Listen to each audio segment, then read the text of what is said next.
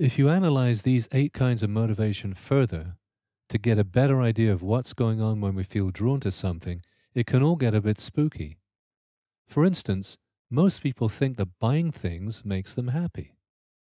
We've all heard the term retail therapy. That's exactly what it means. The idea behind it is, if you feel down, go out and spend some money on yourself, and soon you'll feel okay again. That's a combination of gain and pleasure.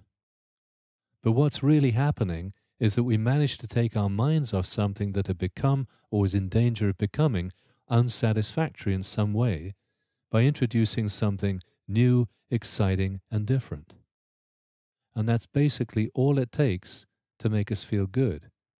If we had to stay with a single thing, a single food, chair, cushion, or music all the time, we'd soon get fed up. We might even start to dislike it. The fact is, nothing we encounter brings us lasting satisfaction, so we keep stumbling round and around in a kind of mental fog, searching for something that will last and never stopping to figure out what's really going on. Movies, people, new stuff, jewelry, flowers, cars, vacations, and while all of these make us happy, it's only for a while. It doesn't last. And just imagine something you like, anything at all. Ice cream, for example, that's something loads of people enjoy. And then imagine how it would feel if that's all you had. Forever. Pretty soon you wouldn't enjoy it as much as before. Then you'd begin to feel indifferent about it, and then you'd begin to actively dislike it and want something else. So what's really happening all the time is that we keep moving from one thing to another in order to move on from whatever it was we were doing before. We're very clever about it. Whenever we can, we move on before actually getting to dislike the thing we're doing, so we can come back to it.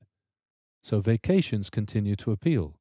So do certain foods, certain kinds of music. If we let ourselves get to the point of actually disliking them, we might run out of things to enjoy. Very spooky indeed. Now, some people might disagree or find this approach cynical. I don't think it is. I think it's realistic. And I think if you honestly examine your response to the things around you, you'll find that it's true for you too. I'm not saying we don't enjoy stuff. Clearly we do. And I'm not saying everything's pointless, because we're here and we all want to be happy. So there's clearly a point. The thing is, whether you accept it or not, your ads need to use this kind of approach if they're going to be successful, something they will then share with every single successful ad in the history of advertising. But the psychology doesn't just stop with motivation. To succeed, ads must do certain things. They have to present and sustain an idea, and they have to appeal to the viewer on some kind of personal level, such that they're prepared to take the next step themselves. Your ad provides the initial thought, but its message has to create the energy that keeps it moving. So whatever the next step is has to be very clear.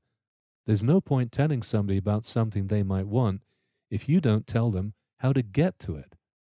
So the ad has to present the idea, but then draw the map so the viewer can easily take the next step.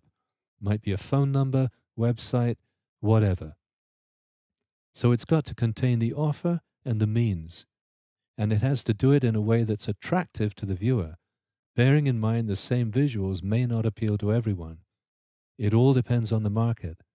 The better you understand your market, the more effective your ad will be.